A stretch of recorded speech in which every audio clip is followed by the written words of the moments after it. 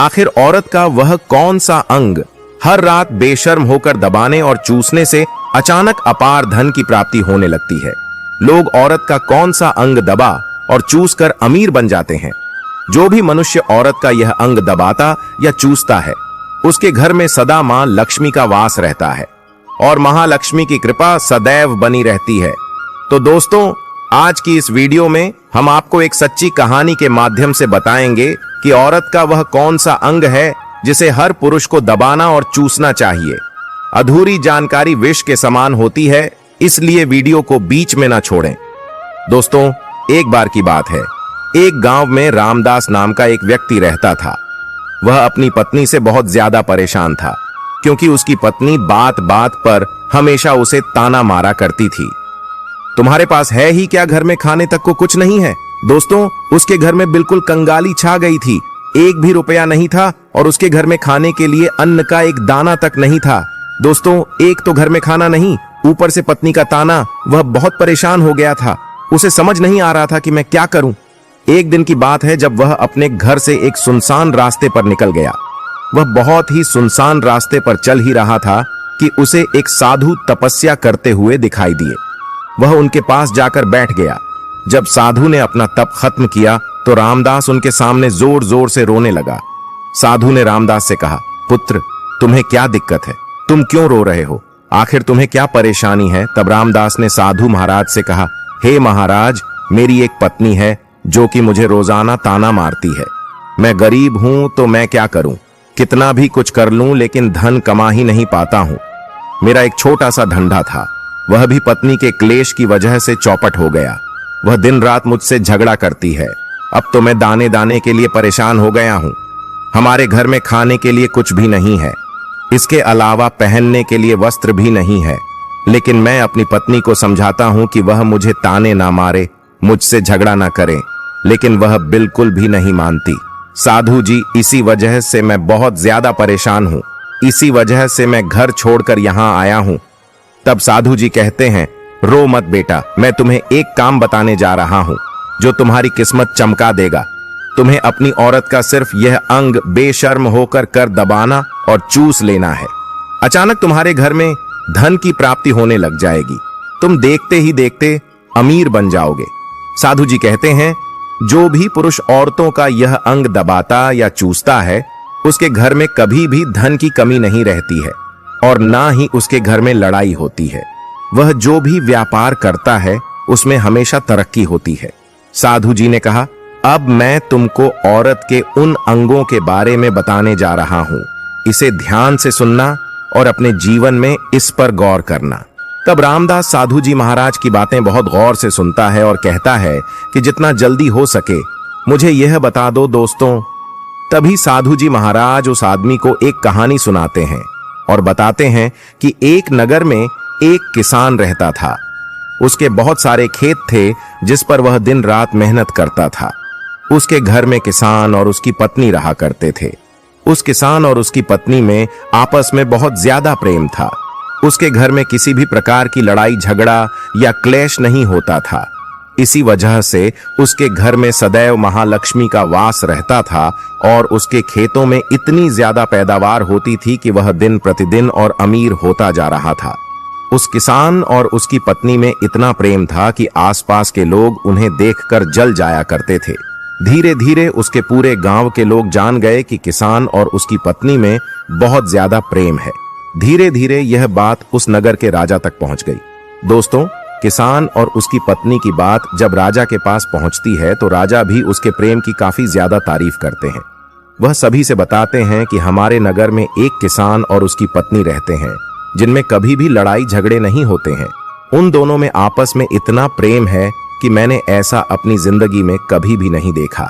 एक बार की बात है, राजा पूरे नगर में ढिंढोरा पिटवा देता है कि इस नगर में जितने भी लोग हैं वह सभी अपने घर में घी का दिया जलाएंगे। राजा की पत्नी पूछती है कि आप ऐसा क्यों कर रहे हैं? सबके घर में घी का दिया क्यों जलवा रहे हैं? राजा अपनी पत्नी की बात सुनकर कहते हैं, दीपक प्रेम की निशानी होता है।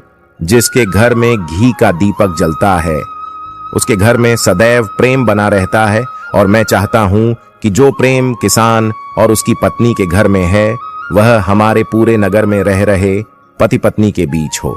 इसीलिए मैं हर घर में दीपक जलाना चाहता हूँ। दोस्तों, राजा के सैनिक जाते हैं और हर जगह नगर में डुग्गी पीट देते हैं और कहते हैं सभी के घर रात भर घी का दीपक जलना चाहिए। दोस्तों, राजा की बात मानकर सभी नगरवासी अपने घर में दीपक जला देते हैं, लेकिन जैसे ही आधी रात होती है सभी के घर के दीपक बुझ जाते हैं, लेकिन किसान के घर का दीपक वैसे ही जलता रहता है। दोस्तों, दीपक हमेशा किसान की पत्नी जलाती थी, लेकिन उसकी बात नहीं मानती थी। वह हमेशा अपनी मनमानी करती थी। उसका जो भी मन करता था वही काम करती थी, लेकिन किसान को इस बात से कोई भी दिक्कत नहीं होती थी, क्योंकि किसान बहुत समझदार था। किसान सोचता था यदि मैं अपनी पत्नी को रोक टोक करूंगा तो घर में बेवजह ही लड़ाई झगड़ा होंगे। कई चीजें किसान इस वजह से अनदेखा करता था कि उसके घर में प्रेम बना रहे राजा अपने महल को छोड़कर पूरे नगर का नजारा देख रहे थे। उन्होंने देखा कि सारे नगर में किसी के घर में दीपक नहीं जल रहा है, लेकिन किसान के घर में दीपक जल रहा है। तब राजा अपनी रानी से बोलता है कि देखो, किसान और उसकी पत्नी के घर में दीपक जगमगा रहा है, लेकिन पूरे नगर में कहीं भी दीपक नहीं जल रहा है। इसी से पता लगता है कि किसान और उसकी पत्नी में कितना प्रेम है। तब राजा की पत्नी राजा से बोलती है कि जो किसान और उसकी पत्नी में प्रेम है वह किसान की पत्नी की वजह से है, और इसी वजह से उसके घर में इतना ज्यादा प्रेम है। दोस्तों, जब राजा रानी की बात सुनता है तो कहता है नहीं, तुम्हारा सोचना गलत है। जो प्रेम किसान के घर में है वह उसकी पत्नी की वजह से नहीं है, बल्कि वह किसान की वजह से है। रानी कहती है कि किसान की पत्नी बहुत ज्यादा समझदार है।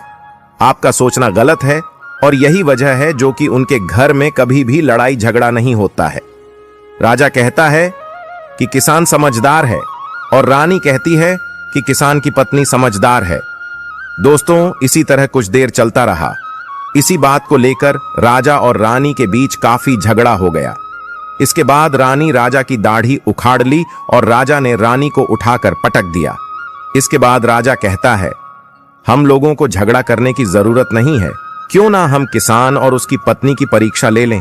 सारा दूध का दूध और पानी का पानी हो जाएगा। लड़ाई करने के बाद इस बात पर राजा और रानी दोनों सहमत हो गए और दोनों की परीक्षा लेने के लिए तैयार हो जाते हैं। तब राजा अपने महल में जाता है और एक पुरुष सैनिक को बुलाता है और पुरुष सैनिक से बोलता है कि तुम किसान के पास जाओ और जो जो प्रश्न मैं तुमसे बोल रहा हूं वह तुम किसान को बोल देना। वह पुरुष सैनिक बोलता है ठीक है महाराज। वह सैनिक राजा की बात सुनकर किसान के पास जाता है। उस समय किसान की पत्नी खेतों में गई थी, लेकिन किसान की कुछ तबीयत ठीक नहीं थी, इस वजह से वह खेतों पर नहीं गया था। इस समय वह सैनिक किसान के घर पहुंच जाता है और किसान से कहता है मैं राज दरबार से आया हूं, राजा साहब ने मुझे भेजा है। दोस्तों, किसान कहता है बताइए मैं आपकी क्या सेवा कर सकता हूं। आप बैठ जाइए, मैं आपके लिए पानी लेकर आता हूं। तभी वह सैनिक बोलता है कि नहीं, तुम कुछ भी मत लाओ, मैं राजा का सैनिक हूं, बस आपके पास राजा का समाचार लेकर आया हूं। तब किसान कहता है ठीक है, आप मुझे बताओ राजा साहब ने मेरे लिए क्या समाचार भेजा है। सैनिक कहता है किसान, राजा साहब ने यह बोला है कि यदि तुम अपनी पत्नी को छोड़ देते हो तो राजा जी आपको बहुत सारे हीरे जवाहरात और साथ में तुम्हारे जमीन से 2 गुना ज्यादा जमीन राजा जी आपको गिफ्ट में देंगे। इसके अलावा राजमहल का आधा हिस्सा भी आपको दिया जाएगा। लेकिन जो किसान ने जवाब दिया वह सुनने लायक है। किसान ने कहा राजा जी अपना पूरा राजमहल मुझे क्यों ना दे दे, लेकिन मैं अपनी पत्नी को नहीं छोड़ूंगा। जाओ और अपने राजा से कह दो किसान ने ऐसा कहा है। सैनिक जाता है और राजा को सारी बातें बताता है। इस समय रानी वहां पर सैनिक की बात सुन रही थी। सुनने के बाद रानी ने कहा आपने किसान की तो परीक्षा ले ली, लेकिन किसान की पत्नी की परीक्षा नहीं ली है। इस तरह से हम कैसे पता कर सकते हैं कि कौन समझदार है। इसके बाद रानी ने कहा कि अब मैं भी किसान की पत्नी की परीक्षा लेना चाहती हूं। जब दोनों की परीक्षा हो जाएगी तभी पता चलेगा कि कौन समझदार है। फिर रानी ने भी एक सैनिक बुलाया और कहा कि मेरी बात किसान की पत्नी को बोलना और याद रखना, यह बात तभी बताना जब किसान वहां पर ना हो। सैनिक ने पूछा कि रानी क्या बात बतानी है, वह तो बताओ। तो रानी ने सैनिक को सारी बात बता दी। सैनिक किसान के घर जाता है और उसके घर में आवाज लगाता है तो उसके घर से किसान की पत्नी निकल कर आती है और कहती है, बताओ क्या हुआ, क्यों ढिंढोरा पीट रहे हो?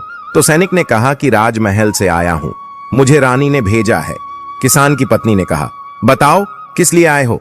तब सैनिक ने कहा, रानी ने बोला है, यदि तुम अपने पति किसान को मार देती हो तो आपको बहुत सारे हीरे जवाहरात रानी आपको देंगी और साथ में राजमहल का आधा हिस्सा भी आपको मिलेगा। इसके अलावा जितनी भी आपकी जमीन है वह तो आपकी रहेगी, लेकिन उसकी 2 गुना जमीन भी रानी आपको देगी। यह बात सुनकर किसान की पत्नी तैयार हो जाती है, कहती है, ठीक है, यदि मुझे रानी साहिबा देंगी तो मुझे मंजूर है, मैं अपने पति को मार दूंगी। तब सैनिक पूछता है कि रानी को कैसे पता चलेगा कि आपने अपने पति को मार दिया है? तभी किसान की पत्नी बोलती है, मेरे घर में जो दीपक जल रहा है, जब मैं किसान को मार दूंगी तो उसे बुझा दूंगी, तभी आपको पता चल जाएगा कि मैंने किसान को मार दिया है। अब सैनिक किसान की पत्नी की बात सुनकर राजमहल जाता है और रानी को सारी बात बताता है। किसान की पत्नी की बात सुनकर रानी बहुत अचंभित हो जाती है। राजा और रानी को स्त्री जात से नफरत होने लगती है। उसी समय राजा अपने नगर के सभी लोगों को बुलाता है और कहता है कि मैं चाहता हूं कि मेरे और मेरी पत्नी की वजह से किसान की जान ना जाए। तुम लोग ऐसा करो, उस किसान के घर जाओ और सारी बातें बता दो और उस किसान को बचा लो, वरना किसान की पत्नी उसे मार देगी। इधर सैनिक किसान के घर जाते हैं और सोचते हैं कि किसान की पत्नी किसान को रात में मारेगी और दिया बुझाएगी। इससे पहले ही हम किसान के घर में पहुंच जाते हैं और किसान को बचा लेते हैं। दोस्तों, जैसे ही राजा के सैनिक किसान के घर पहुंचते हैं तो देखते हैं कि किसान तो मरा पड़ा हुआ है। तो सैनिक किसान की पत्नी से बोलते हैं कि तुमको तो किसान को रात में मारने के लिए बोला गया था, लेकिन आपने अभी किसान को क्यों मार दिया? तब उस किसान की पत्नी बोलती है कि किसान को तो मुझे मारना ही था, रात में तो मुझे सिर्फ दिया ही बुझाना था, इसलिए किसान को तो मैंने दिन में ही मार दिया है। सभी सैनिक तुरंत ही किसान के घर से दौड़े दौड़े जाते हैं और राजा रानी को सारी बातें बताते हैं। राजा और रानी क्रोध से आग बबूला हो जाते हैं। इसके बाद राजा और रानी किसान की पत्नी को बंदी बनाकर लाने के लिए अपने सैनिक से कहते हैं। सैनिक जाते हैं, किसान की पत्नी को बंदी बनाकर ले आते हैं। राजा किसान की पत्नी से पूछता है, ऐसा तुमने क्यों किया? तुम लालची औरत हो, तुम्हें पैसों से प्यार है। तभी किसान की पत्नी ने जवाब दिया और बताया कि मुझे तो किसान को पहले ही मारना था, वह तो मैं कोई बहाना ढूंढ रही थी, क्योंकि किसान की आदत बहुत खराब थी, वह मेरे साथ बहुत खराब व्यवहार किया करता था। तो राजा ने कहा, ऐसा क्या करता था किसान? तो किसान की पत्नी ने जवाब दिया कि वह मेरे नाक का ऊपरी हिस्सा अपनी उंगली से हमेशा दबाया करते थे। इसके अलावा किसान एक काम और मेरे साथ करता था, वह किसान मेरे कान का पिछला हिस्सा अक्सर अपनी जीभ से स्पर्श किया करता था। राजा ने पूछा, ये बताओ, जब आप लोग गरीब थे तब क्या किसान आपके साथ ये काम करता था? तो किसान की पत्नी बोलती है, नहीं महाराज, तब ऐसा नहीं करता था। तब राजा ने कहा, मैं समझ गया कि किसान ऐसा क्यों करता था। उसी समय साधु जी ने रामदास से पूछा, तुम्हें कुछ समझ में आया औरत का कौन सा अंग दबाने तथा चूसने से लोगों को अचानक धन की प्राप्ति होती है? तो रामदास ने कहा, नहीं साधु जी, मुझे अभी समझ में नहीं आया। तभी साधु जी कहते हैं, अगर अभी समझ नहीं आया तो मैं फिर से आपको बताता हूं। किसान अपनी पत्नी के साथ जो पहला काम करता था वह है, उसके नाक के ऊपरी हिस्से को अपनी उंगली से दबाता था। तो जिस भी मनुष्य के घर में पैसों की किल्लत है, उसे अपनी उंगली से औरत के नाक के ऊपरी हिस्से को जरूर दबाना चाहिए। दोस्तों, औरत के नाक के ऊपरी हिस्से को बहुत शुभ माना जाता है। इसी वजह से जो यह काम करता है वह हमेशा धनवान पुरुष बन जाता है। दूसरा काम है, जो भी पुरुष औरत के कान का पिछला हिस्सा अपने जीभ से स्पर्श करता है, उसके किस्मत के द्वार खुल जाते हैं, उसे अचानक धन की प्राप्ति होती है। ऐसा इसीलिए होता है क्योंकि औरत के कान के पिछले हिस्से में माता लक्ष्मी का वास होता है। जब आप ऐसा करते हैं तो माता लक्ष्मी आपसे प्रसन्न हो जाती है और आपको अपार धन देती है। और आपने एक बात तो जरूर सुनी होगी, औरतें माता लक्ष्मी का रूप मानी जाती है। यही वजह है इस संसार में जो भी मनुष्य यज्ञ पवित्र काम करता है उसका घर धन से भर जाता है, जो कि इस कहानी में किसान भी अपनी पत्नी के साथ करता था। लेकिन आप जब भी ऐसा काम करें तब आपको अपनी पत्नी को पूरी बात बता देनी चाहिए, अन्यथा आपके जीवन में ऐसा अनर्थ भी हो सकता है। दोस्तों, आज का ज्ञानवर्धक वीडियो कैसा लगा कमेंट करके जरूर बताएं और हाँ, कमेंट में हर हर महादेव लिखना ना भूलें। धन्यवाद।